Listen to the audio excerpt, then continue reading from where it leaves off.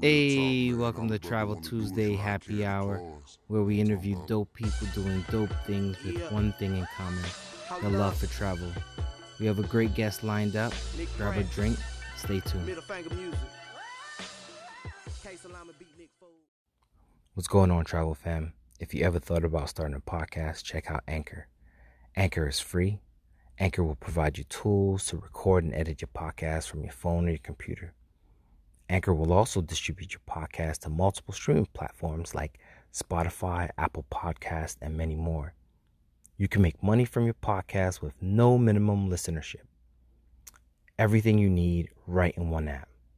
Download the free Anchor app or go to anchor.fm to get started. Hey, things a little rough. We all need a little bit of cheering up. And when we speak of cheering up, the traveling tourist, how'd that come about? I mean, first of all, tell us who you are and what you do. My name is Alea Simone, and AKA the Travel Taurus. And I'm a travel blogger. I write about travel, I take the photos, I give people the deals, I let y'all know the hookup, I got all the tips about travel. So you the plug, huh? Yes. So you the Travel Tourist plug. Got you. So tell us, what got you into traveling in the first place? Well, my first international trip was actually a very unique one. It was quite some time ago. I won't tell you how long ago, but let's just say it was at the beginning of when Obama was president. But it's okay. We got to start somehow. You hit the ground running. That's all that matters.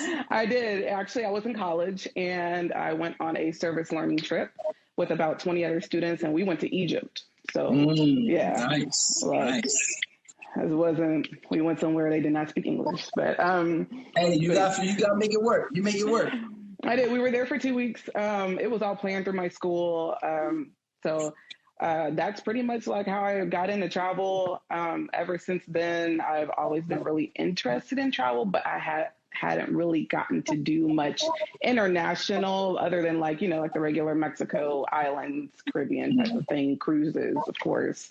Yeah. And then last year I made a goal for myself. I was like, man, I really want to go and travel internationally. Like I want to go to Europe because I'd never been to Europe before. Long story short, I just ended up quitting my whole job, and I quit my job. I sold all my stuff, and I left for about 4 months last summer, and I hit about 16 countries. And I went to Europe for 2 months, and then I was in Asia for 2 months.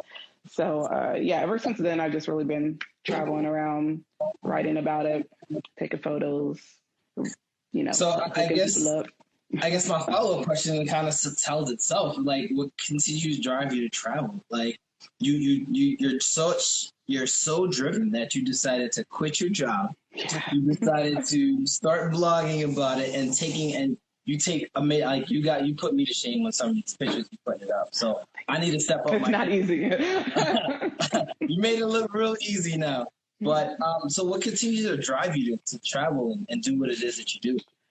I guess like curiosity. Also, I don't know, like I was kind of thinking recently that I kind of see travel as like a sport, like how many countries can I go see?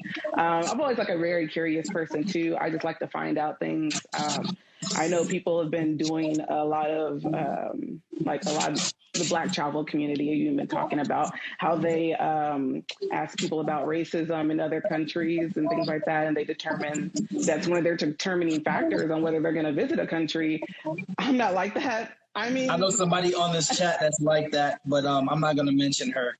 But I'm not like that. I have heard cause now I will go and like ask people like, hey, have you been here before? Like, how is it? I'll totally ask people that, but I mean, I still kind of want to go find out for myself. Mm-hmm. As they say it, I want to go find out for myself. But yeah, that's just like the type of person I am. I'm very curious. I like to form my own opinion about things, which I guess kind of makes sense that I'm sitting here a writer about travel because it's just my opinion, really. So that brings me to a good point, right? With COVID-19 and now we're in a very charged environment. The travel community as well as the international community is kind of looking at us here in the United States a little different, right? Yeah. Has it, in your opinion, and you mentioned that making your own opinion about whether different countries or races or express, microaggressions towards us. How do you feel about that, right? So prior to, did you feel as though that, there were some countries that are more, lack of a better term, racist than others? Or did you feel as though that you were more accepting elsewhere than you were at home?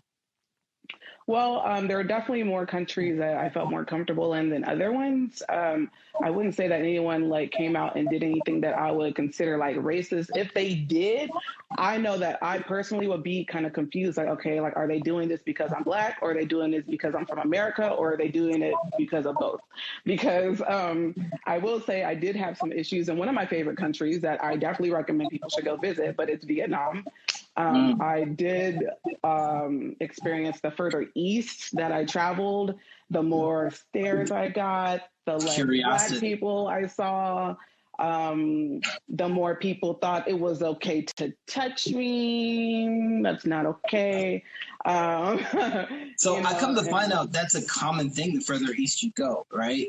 It's a curiosity of your skin, your hair, the texture of your hair, your sound of your voice, your height, right? Depending on how tall you are. Yeah. And I had a gentleman last week who was teaching out in Asia, and he was like, the most that he felt was the heavy stares, as you mentioned.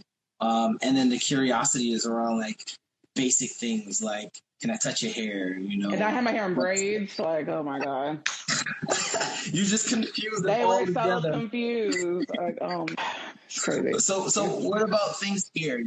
How is things here changed for you, such that you think it's going to start impacting your travel?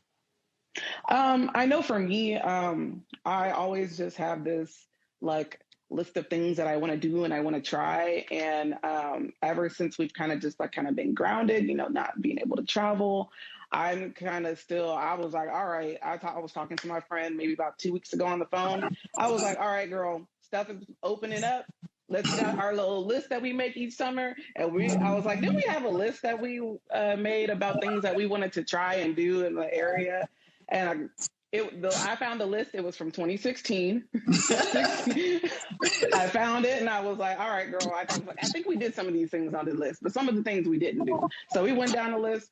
I put some new things on the list, but I'm still going to be doing stuff. I might not just be going as far, but I'm going to still be out.